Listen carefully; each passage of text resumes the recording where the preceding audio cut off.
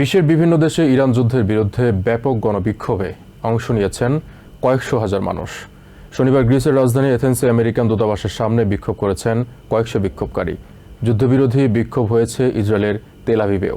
এ সময় প্রধানমন্ত্রী নেতানিয়াহুর সামরিক নীতির সমালোচনা করেন বিক্ষোভকারীরা। তবে শনিবার সবচেয়ে বড় বিক্ষোভ হয়েছে লন্ডনে।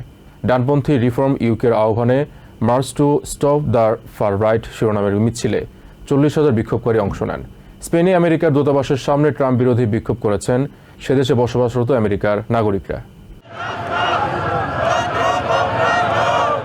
ইরানের বিরুদ্ধে আমেরিকা ইসরায়েলের যৌথ সামরিক অভিযান পঞ্চম সপ্তাহে গড়িয়েছে। ইরান যুদ্ধের ফলে বিশ্বব্যাপী সৃষ্টি হয়েছে আমেরিকা ও যুদ্ধবিরোধী বিক্ষোভ। বাম ও দক্ষিণপন্থী ব্যক্তিরা আলাদা আলাদা এই বিক্ষোভ আয়োজন করে। গ্রিসের রাজধানী এথেন্সে আমেরিকা ও ইসরায়েল বিরোধী স্লোগান ও বিক্ষোভ মিছিল করেছে কয়েক হাজার মানুষ। মিছিলটি আমেরিকার দূতাবাসের দিকে বিশাল মিছিল নিয়ে এগিয়ে যায়। বামপন্থী সংগঠনগুলোর ডাকে এই প্রতিবাদে অংশগ্রহণকারীরা ইরান ও ভেনেজুয়েলার পতাকা বহন করেন। বিক্ষোভকারী ক্রিস্টোস জাগোরারিস বলেন, তারা চান না গ্রিস তৃতীয় পক্ষ হিসেবে ইরানের বিপক্ষে যুদ্ধে জড়াক।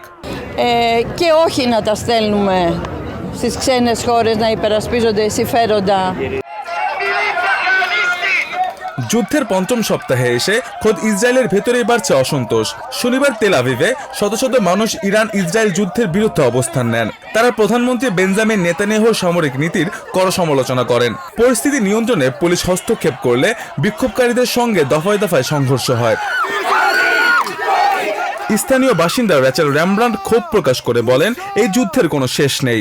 একই দিনে ইয়েমেনের হুতি বিদ্রোহীদের ক্ষেপণাস্ত্র হামলার খবরে মধ্যপ্রাচ্যে উত্তেজনার পারদ আরও চড়েছে।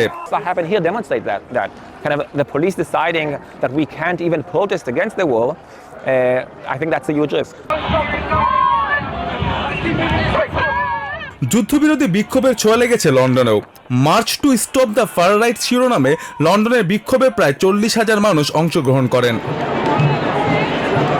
বিক্ষোভকারীরা ব্রিটিশ প্রধানমন্ত্রী কিয়ার স্টারমারকে উদ্দেশ্য করে চরম ডানপন্থীদের মতো হওয়ার চেষ্টা থেকে বিরত থাকতে বলেন। মিছিল শেষে ট্রাফলগার স্কোয়ারে সঙ্গীত অনুষ্ঠান হয়। Try and not imitate what is of concern and what is worrying about the far right. However much they may appear to do well in the polls,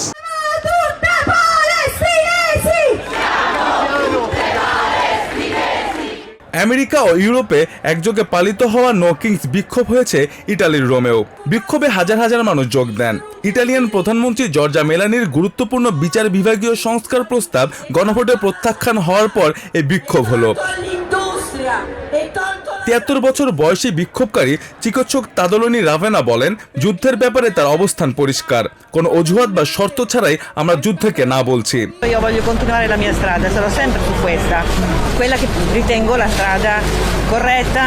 এদিকে স্পেনের মাদ্রিদে অবস্থানরত প্রায় শতাধিক আমেরিকান নাগরিক পুয়ের্তো দেল সোলে জড়ো হয়ে প্রেসিডেন্ট ডোনাল্ড ট্রাম্পের বিরুদ্ধে বিক্ষোভ করেন। বিক্ষোভকারীরা ট্রাম্পকে হোয়াইট হাউসের অযোগ্য বলেও ঘোষণা করেন। I'm here to protest against a man that doesn't belong in the White House. He is completely and 100% unqualified. He cares nothing about America. He cares nothing about Mustafa Ashikin Abir, TVN 24 news desk.